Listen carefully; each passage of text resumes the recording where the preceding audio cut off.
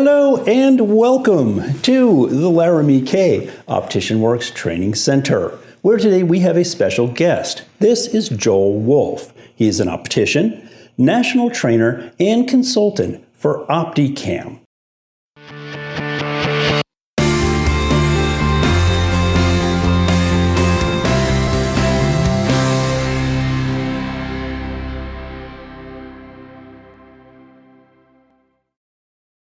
Thank you so much for coming, Joel. Appreciate it. All the way down from New Jersey to South Carolina on this not-so-nice day. I have this hole in the program. I talk a little bit about UpD Cam, and I talk just a little bit about the electronic or digital measuring devices. I want to be an advocate. I want people to use this stuff. Let's start with what I would get if I ordered an UpD Cam today. Okay, so here is what we have. You're going to get an enclosure, which is for any other iPad excluding the iPad Pro. Then you're going to get an EY stick. Enables us to get all the measurements that are necessary. There are different iPads, and each enclosure is paired to that iPad. So when we are asking you which one you're going to be using, or if we're going to be supplying you with an iPad, the enclosure is paired to that iPad. Also, in your enclosure, each one has a number that represents that iPad, that enclosure, and that'll be paired to your license, which will pair to the iPad itself. Oh, okay. So it does know how it all goes together. Does it come loaded with the software, or do I have to do that? No, you'll go to the App Store and download the app for the UpD Cam. It'll give you the latest version.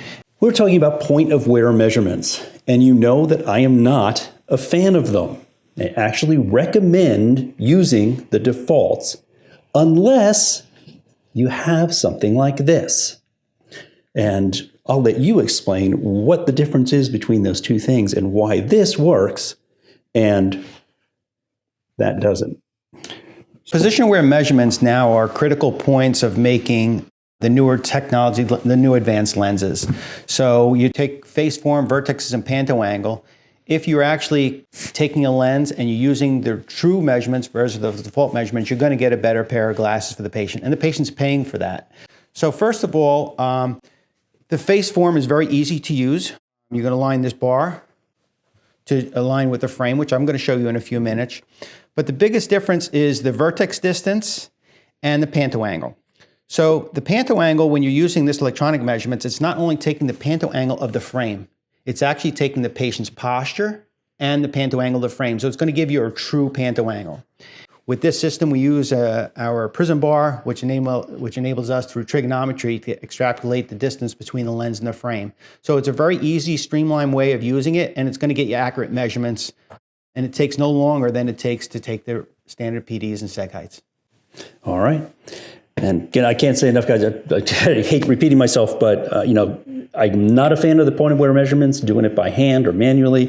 This is something I would trust to use for individual point-of-wear measurements for the design of a Freeform lens for an individual customer. And I have picked out my first pair of glasses for the day, and Joel is going to take me through the steps of buying my new pair of glasses. Okay, so first, before we get started, regardless if you're taking manual measurements or electronic measurements, you want to pre-adjust the glasses so they're fitting onto the patient. And then we're going to put the EY stick onto the patient's glasses. You're going to open up the arms, put the EY stick on the top, and just close the bottom of the clips, making sure they're closed all the way. And you want to center it the best you can. And then the first step you're going to do is you're going to move this wrap arm so it's parallel to the back of the frame. You want this bar to be parallel to the back of that frame. And then the second thing, we're going to have the patient put on the glasses where they would like to wear them. Now the next thing we're going to do is we're going to line the prism bar, and the prism bar is used for vertex distance. So we're going to either have the patient look at my left eye, or I'm going to actually put my finger up, and we're going to move the break arm. We're going to move it from the sensor, not from the prism itself, so that when I'm looking directly at the patient, I can see their eye in the eyeglass and the prism bar next to the patient's eye, and I can see a mirrored image of that eye.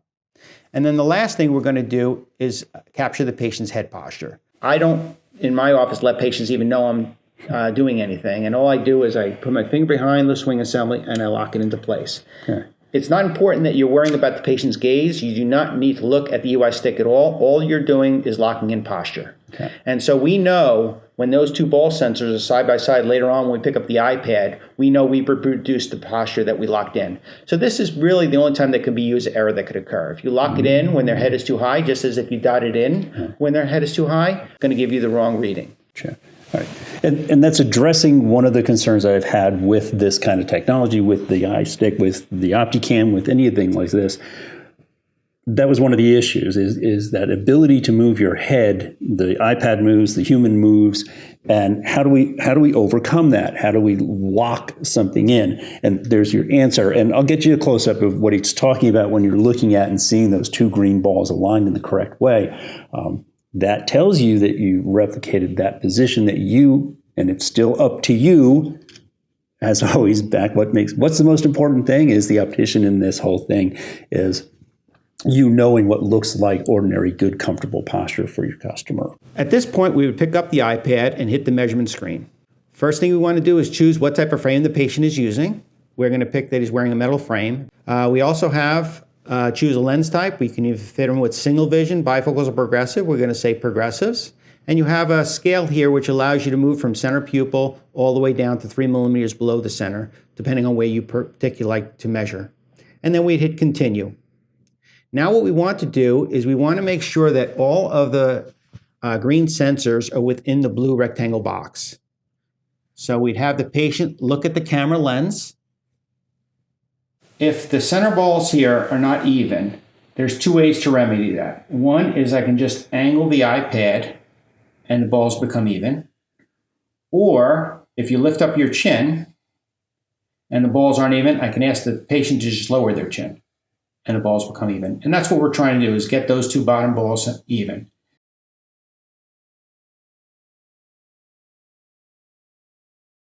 Also, to eliminate any parallax, if I am turned to the side, right behind the brake arm, you're going to see silver. So I can fix that two ways. I can ask the patient to turn their head slightly to the right, and that'll get rid of the silver. Or I can make the adjustment by just angling the pad. And so what we're looking for is no silver and the balls to be even. And then we're ready to take a picture. It really doesn't matter if it doesn't find all the reference points for you. You can always edit them at the end. As long as the picture is clear and the system doesn't tell you that there's an errored picture, the picture will be fine. Right after lunch, you and I were sitting here and we were talking, and there were some things I wanted to go back to that were really, really important that we touch on. One of them I found, almost funny, I guess, or ironic, was you pointed out that you're right, people buy pupilometers, and it's like they never, ever look at them again.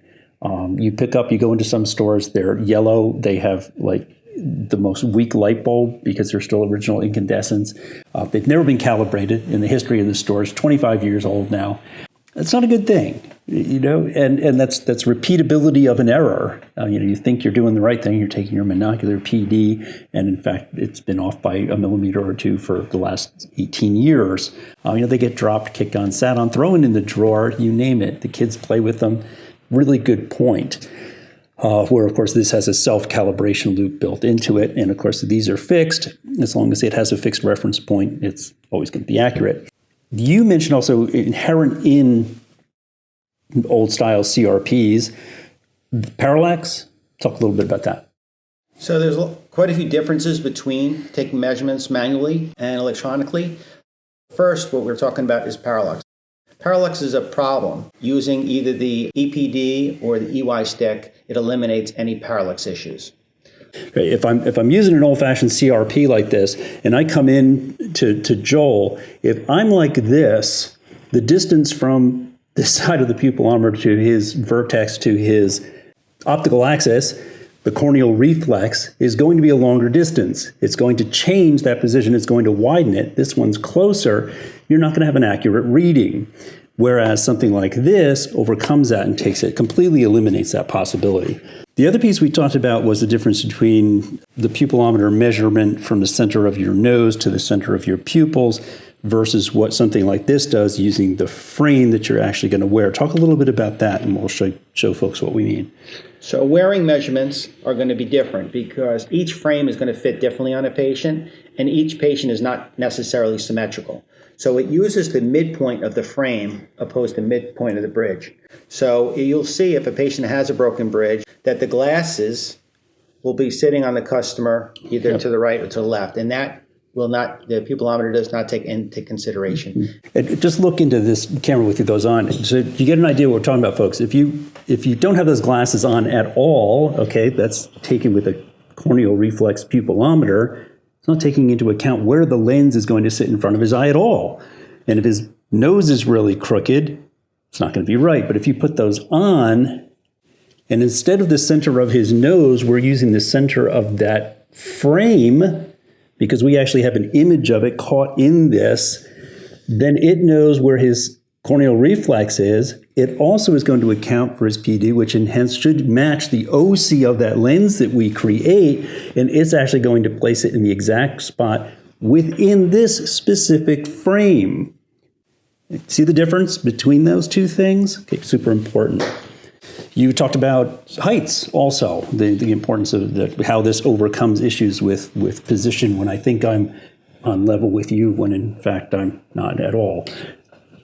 So we've done numerous tests with different staff members, and everybody thinks they're eye level, but when we took a profile picture with a camera, we realized they were either above or at eye level or below the customer.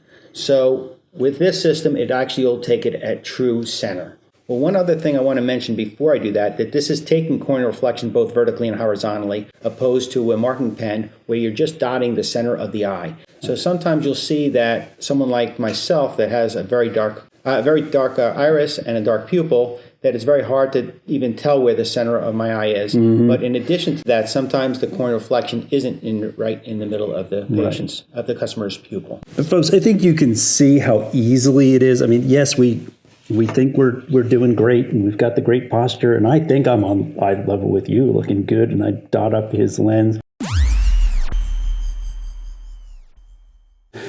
But I think the distance of the different dispensing tables, the different chairs, the different heights that people are, kids, people squirming, moving around, either you're in a good mood or a bad mood, all those things are going to change that angle and how you're measuring, where something like this is going to overcome that. We are shooting this video in late 2019. In March of 2020, UpD Cam will be releasing an updated version of the EY stick, the UpD Cam Posture Device, or OPD. It will eliminate the locking device or swing arm. It offers instant virtual relocking if a new, better posture is observed. It actually communicates with the iPad, and it provides a validation image. It's really pretty cool, and Joel just happens to have a prototype with him, so let's talk about that in just a little bit. On the EY stick, we just talked about the necessity to have everything lined up before you take the picture.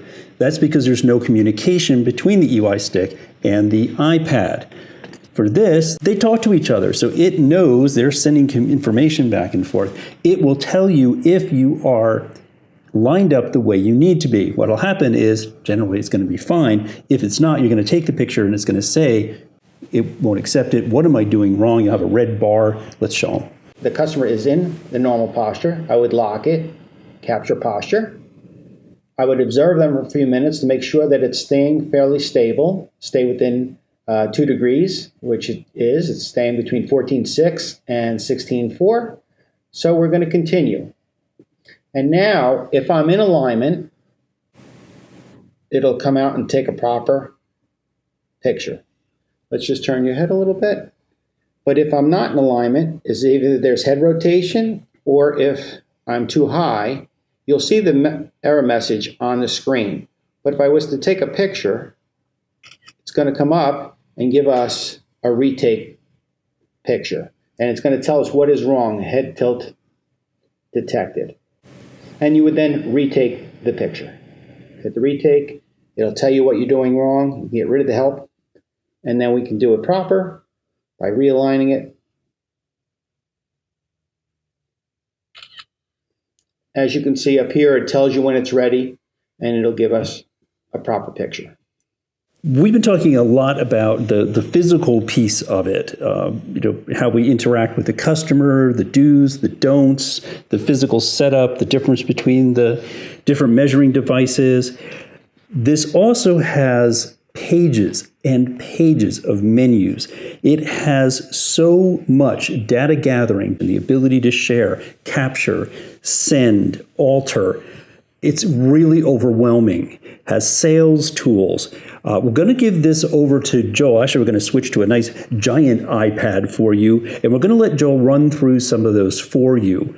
We're focusing mostly on the optical pieces because that, of course, is what we are about. We'll touch just a little bit on the sales pieces that can help you make more money. Turning it over to Joel. If you want to edit the pictures you've taken, what you would do is load session. Pull up from your library any sessions that you would want to edit. You would load the session, and then you would edit it. And the way you edit it, you can highlight any of the targets. If it wasn't finding the proper reflection, you can either touch the screen and it'll move it over, and then you can use the arrows up and down till you get it to the center of the reflection. Or you can go outside the circle and move the whole target, which is the fastest way to move it. And you're going to go through each one. This one is for the frame selector. It's going to give you a perforated line on the top of the frame and on the side of the frame. And then there's a round yellow circle. And this is called the effective bar. So the effective diameter, you want to make sure that you move it so the circle is large enough to take the whole circumference of the frame. You want the lens to meet where the lens meets the frame. This is a rimless frame, so it's going to meet right at the bottom of the lens. Where the lens meets the frame nasally, both on the right and left lens. And we have it all done. There's no next. At this point, you would hit unselect, and it's going to give us all our measurements. It's going to give our monocular PDs in tenths of millimeters, right and left, total PD. It's going to give our monocular heights, right and left, in tenths of millimeters. As you can see, this customer is definitely dissimilar seg heights due to where their eye is centered. It would have given us a wrap. We didn't take a wrap setting on this picture. It'll give us a rear vertex distance and panto angle. And it'll give you all the frame measurements also, the A, the B, ED, and DBL. You can put in the lens manufacturer, the type of lens that the customer is getting, and what material. It'll give you your cutout charts, so you'll know if that's cutting out. If it wasn't cutting it out, it would highlight it in red, and then you can pick a different lens that would be more appropriate for that customer. And then you can just edit out of that, and you can hit done, and then you can save that, and it'll save that profile. This is actually, if you want to export it, we can export it and save it, and export it right to you directly to your lab. The last thing I'm going to show you is the frame selector. So John is wearing a -9 prescription or a +8 prescription, and cannot see that well without his glasses. He picked on the board, he picked out a few frames that he thinks he would like. We would then hit the frame selector. And then we can review all 4 of the frames together. We can highlight it. We could expand on it so we can really see the detail of how he would look in that pair of glasses. And we can scroll through each one. And then we could then save this, and it'll save that into his profile just like it would be his measurements. The reporting is done on the portal that you have access to, and that's for your use to make sure that you'll be able to see how often you're showing centration, how often the frame selector is used, how often lens demos and augmented reality is being utilized. You can show it from a year, 3 months, or a 1 month subscription. You have been doing this a long, long time. I know we've talked about it. You have some do's and don'ts for us. One of them, what about if I'm kind of shaky? Well, shaky is something that gets brought up to us quite often. It's fairly easy to stabilize the iPad either by holding the iPad close to your body, or you can stable it by putting one elbow on the table. We have the ability to angle the iPad, and once we get the reference balls even, you can by just angling it, so you really don't have to hold the iPad up to the level of the customer. Can I do a pair of sunglasses with it? On sunglasses, you can. Most sunglasses that are not real dark, it'll take the image totally clear. If the sunglasses are too dark, just as if you're taking manual measurements, if you can't see the customer's eye, then it's going to be difficult. You do need to take the lenses out. What you could do is take the picture. You'll see if you'll see the corner reflection. If you've seen the corner reflection, that'll be fine. Good. All right. We talked about rimless, full rimless eyewear, 3-piece mounts. Of course, they're clear, air is clear. Is there a trick to getting the camera to recognize and see it? Because I know this happened to me. So what's the fix? So we can take a China marker and just make a little reference point on the bottom of the frame and on the nasal portion of the frame, and then it's much easier for the system to recognize that. Even if it doesn't recognize any of the reference points or all the reference points, you could always edit at the end of the day. So it's not a real time-consuming thing. All right, we talked a little bit about converting the old optician to doing this, and I'm sure one of their primary excuses is going to be, it takes too long. Well, let's find out just how long this really takes. Okay, so we're going to pick out the frame that the patient has chosen. We're going to put the EY stick and center it the best we can. We're going to set the frame wrap so it's parallel to the back of the frame. Ask the patient to put that on where they like to wear them. We're going to move the prism bar next to the patient's eye. We're going to observe them in their natural posture, lock the swing assembly, pick out what type of frame the patient's getting, what type of lens they're going to be getting, hit continue. Ask the patient to look at the lens, and we line them up, take a picture, and we are done. All right, I think the last thing on our do's and don'ts was double checking posture. We talked about that using the base curve analogy. The posture measurement is the one from which all other measurements are made, and it's up to you to get that one right. Then the machine takes over. Joel, thank you so much for coming to visit us at the training center. UpD Cam. I'll see you again next week. A quick wrap up here. This video was never intended to be a how-to guide on actually using the UpD Cam system. You can find videos on how to do that on their website, and obviously, as you just learned, with a little practice, it's really quite easy to use. The intention of this video was to further drive home that you simply cannot capture point-of-wear measurements accurately and repeatedly by hand.